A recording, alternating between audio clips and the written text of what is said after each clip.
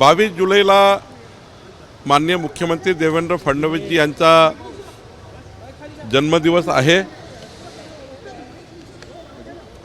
आणि या निमित्ताने महसूल विभागाने राज्याच्या 288 विधानसभेमध्ये छत्रपती शिवाजी महाराजस्व अभियानाची योजना तयार केली आहे आणि सेवा हमी कायद्याच्या सर्व सेवा छत्रपती शिवाजी महाराजस्व अभियानात आम्ही देणार आहोत। शेतकऱ्याचे पांधन रस्ते असतील, वृक्षारोपण असेल, महसूल खात्याच्या विविध सेवा असतील ते आम्ही देणार आहोत। राज्यातील सर्व मंत्री, पालकमंत्री आणि सर्व आमदार या कार्यक्रमाला उपस्थित असणार आहे। या 22 जुलैच्या दिवशी आम्ही हा विचार करतो आहे की राज्यामध्ये जवळपास 10 लाख परिवारांना महसुली सेवा देण्याचा आमचा प्रयत्न राहणार आहे आणि 22 जुलैला आम्ही या ठिकाणी राज्यामध्ये एक मोठा सेवा अभियान करणार आहोत। पांधन रस्त्याची काल तुम्ही नरखेड परिसरात पाहणी केली आहे। ग्रामीण अर्थव्यवस्थेला बूस्ट करणारे हे पांधन रस्ते आहे। महाराष्ट्रात किती ठिकाणी असे रस्ते सुरू आहे, काय स्टेटस आहे आणि निधीची तरतूद कशी होते? महाराष्ट्रामध्ये मुख्यमंत्री बळीराजा पांधन रस्ते योजना सुरुवात झाली आहे।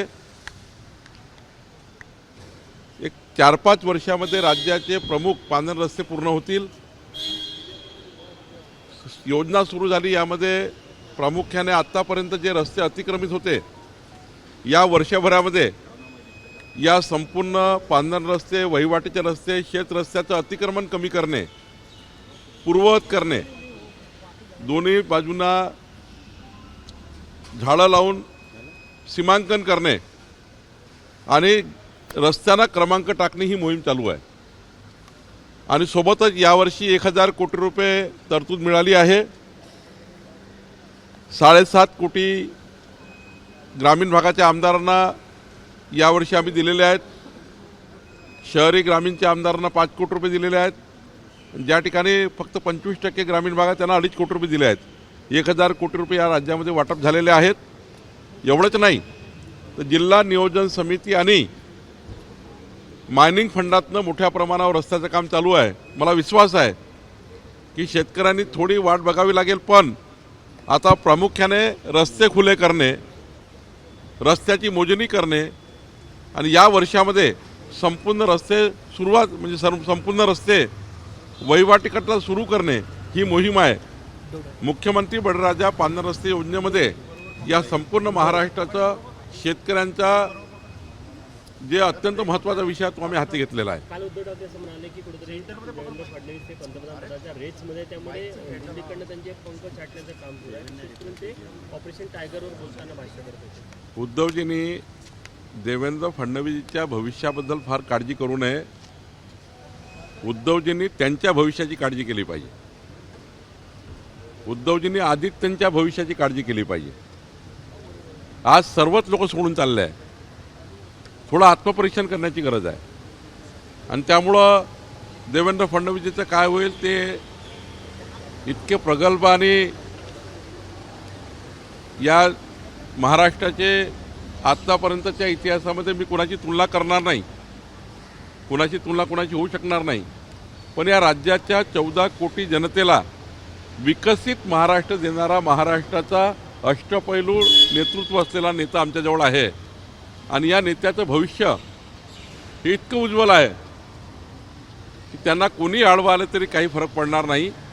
उद्धवजींनी याची काळजी करू नका आणि माननीय पंतप्रधान मोदीजी, आमचे अमित शहाजी, आमची पूर्ण देशाची टीम देवेंद्र फडणवीसच्या कामाला, त्यांच्या कर्तृत्वाला मजबूत समजतात आणि आमच्या पक्षामध्ये कुठलीही कॉम्पिटिशन राहत नाही।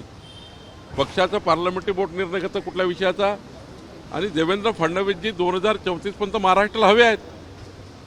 2034 पर्यंत हवे आहेत महाराष्ट्रामध्ये देवेंद्रजी, कारण याकरता हवे आहेत की महाराष्ट्राला विकसित महाराष्ट्र करायचं असेल, 2047चा मजबूत महाराष्ट्र असेल तर 2034 पर्यंत त्यांनी महाराष्ट्रात राहावं अशी कार्यकर्त्याची, जनतेची, महाराष्ट्राची इच्छा आहे। आणि त्यामुळं उद्धवजींनी फार काळजी करू नका. प्रधानमंत्री वगैरे फार काही बोलायची गरज नाही. त्यांचं भविष्य जरा त्यांनी बघावं. उद्धव ठाकरे ने ये भी कहा है कि मी आज पुन्हा प्रताप सरनाईकजी मंत्री यांच्याशी बोलणार आहे. मी मागच्या आठवड्यात बोललो होतो की काही जे रिटायर्ड अधिकारी आहेत ते अजूनही नोकरीमध्ये असल्यासारखे वागतात आणि अजूनही बार्गनिंग करतात, मोठ्या प्रमाणावर करप्शन करतात, पैसे जमा करतात, अशी तक्रार 140 अधिकाऱ्यांनी माझ्याकडे दिली. मी मागच्या वेळी प्रताप सरनाईकजीने मला आश्वासन दिलं होतं की 100% अशा अधिकाऱ्यांना जेरबंद करू. केंद्रीय राज्य लेवलच्या ज्या या ठिकाणी संस्था आहेत भ्रष्टाचाराच्या वर कंट्रोल करणाऱ्या, त्याकडे यांची कारवाई करू. मी आज पुन्हा प्रताप सरनाईकशी बोलणार आहे. बीड मधल्या 25 तरुणांना म्यानमार आणि थायलंडच्या सीमेवर ओलीस ठेवण्यात आलेलं आहे. नोकरीच्या आमिषानं नेलं आणि ओलीस ठेवलेलं आहे. आणि एकदा केंद्र सरकारशी या ठिकाणी बोलून काय त्याच्यातला त्यांना रिलीफ मिळेल याची काळजी आमचं सरकार घेईल, आम्ही घेऊ. उद्धव ठाकरे ने भाजपा को बाबर जनता पार्टी कहा है. उन्होंने ये भी कहा है कि बाबर ने राम मंदिर तोड़ा था और ये राम मंदिर लूट रहे हैं. उद्धव ठाकरे जी बीजेपी की चिंता क्यों कर रहे हैं? उद्धव ठाकरे अपने पार्टी की चिंता करें. अपनी पार्टी क्यों दिन ब दिन छोटी होती जा रही सी चिंता करें. उद्धव ठाकरे जी को छोड़ के सारे लोग जा रहे. वो कहाँ जा रहे? रास्ता भटक गए. रास्ता ढूंढे, अच्छे से काम करे. अपनी पार्टी की चिंता करनी चाहिए. और भारतीय जनता पार्टी ने इस महाराष्ट्र को, इस देश को जिस प्रकार से हिंदुत्व को लेकर हमारे देश की राष्ट्रीय अस्मिता को मजबूत करने के लिए जिस प्रकार से हमारी पार्टी काम कर रही है, हमारी पार्टी विचारों के लिए काम करती है. हमारी पार्टी सत्ता से पैसे के लिए काम नहीं करती. जो उद्धव ठाकरे ने अपनी विचारों को कांग्रेस पार्टी के और ऐसे लोगों के हाथ में दे दिया है, और कांग्रेस पार्टी और ऐसे लोगों ने उद्धव ठाकरे की पार्टी खराब कर दी है कि उद्धव ठाकरे को अभी केवल टीका टिप्पणी बगैर कुछ बचा नहीं है. केवल मन की भड़ास, अस्वस्थता और मन में आया हुआ जो उनका एक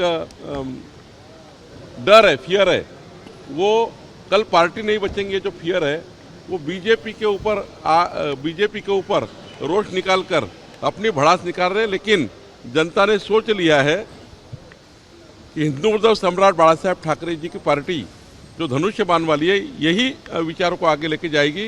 एकनाथ जी के नेतृत्व में आगे लेके जाएगी.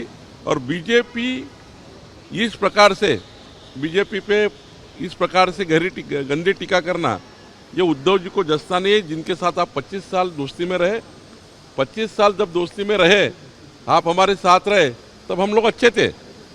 और आप अभी आपको जिस प्रकार से लोग छोड़ रहे, उसके ऊपर हमारे पे इल्जाम लगा रहे. तो मुझे लगता है उद्धव जी ने आत्मपरीक्षण करना चाहिए. नाही, परवाच मी शेतकऱ्याच्या कर्जाबद्दल, पीक कर्जाबद्दल बैठक घेतली. या बैठकीमध्ये सांगितलं की ज्या बँका, प्रायव्हेट बँका शेतकऱ्यांना कर्ज देणार नाही, त्या बँकाचे शासकीय अकाउंट बंद करण्यात येतील. या जिल्ह्यातले, अमरावती जिल्ह्यातले जे मोठे व्यावसायिक आहेत आम्ही त्यांनाही निवेदन करू की शेतकऱ्याच्या पाठीशी जी बँक उभी नाही त्यांना अकाउंट देऊ नका. आम्ही नागपूरच्या व्यावसायिकाला सांगितलं, बिल्डर्स आहे, मोठे मोठे व्यावसायिक आहेत, त्यांनाही विनंती करणार आहे. ज्या 8 बँका आहे, ज्या बँका रेड लाईनमध्ये आहे, त्या दिलेलं टार्गेट, कलेक्टरने दिलेलं टार्गेट पूर्ण करत नाही, त्या बँकांना आम्ही लास्ट चेतावणी दिली आहे. आणि आमचे शेतकरी त्या बँकेसमोर उद्या गेले तर आम्ही जबाबदार राहणार नाही. आमचे शेतकरी त्या ठिकाणी आत्महत्येकडे जर गेलाय तर त्याला या बँकामुळे जबाबदार राहतील. आम्ही त्यांना सूचना दिली आहे की असं कुठलंही काम करू नका ज्यातनं आमच्या शेतकऱ्यावर मनस्ताप होईल. सर्व बँकेने आमच्या शेतकऱ्याचं टार्गेट पूर्ण केलं पाहिजे. नागपूर महानगरपालिकेच्या जवळपास निम्म्या शाळा, 112 शाळा 10 वर्षात बंद झालेल्या आहे. 11,000 विद्यार्थी कमी झालेले आहेत. आता आम्ही त्याचं यावर्षीच्या प्लॅनमध्ये परवाच कमिशनरशी मी सांगितलं, यावर्षीची DPCचा जो निधी आहे 150 कोटी, त्यापैकी जवळपास 30 कोटी रुपये तुम्ही शिक्षणावर खर्च करा. जेवढ्या शाळा बंद पडल्या त्यात पुन्हा एकदा चांगल्या करा आणि आपल्या शाळेची पत वाढवा. तिथल्या आमच्या महापौर नीताताई ठाकरे असतील, आमच्या तिथे स्टँडिंग कमिटी चेअरमन आहे, या ठिकाणी त्या सर्वांना मी सांगितलेलं आहे की त्या सर्व शाळा चांगल्या करतील. शिवानी दानेला मी सांगितलेलं आहे, उपमहापौराला सांगितलेलं आहे. त्यामुळं सर्व शाळा चांगल्या करण्याचा कार्यक्रम यावर्षी आम्ही घेतो आहे. Thank you sir. एबीपी माझा, उघडा डोळे बघा नीट.